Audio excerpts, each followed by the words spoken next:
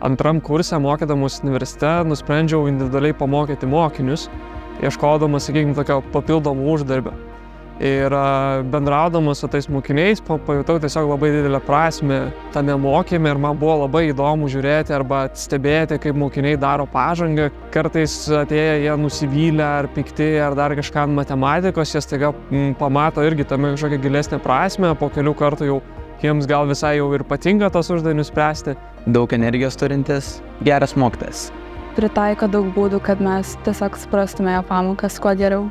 Svarbu, kad mokiniai jaustųsi laisvai pamokos metu, klysdami, kalbėdami ir drąsiai eitų ir pažintų matematiką. Žinojimas, kad iš esmės gali prisidėti prie žmogaus auginimo ir keisti jo gyvenimą, arba tas užaugęs vienas žmogus gali po to keisti šimtų, labai prasmina tą mokytojo profesiją ir mokytojo darbą ir tai motyvuoja ir padeda prisiminti, kas yra svarbu man apie šį darbą.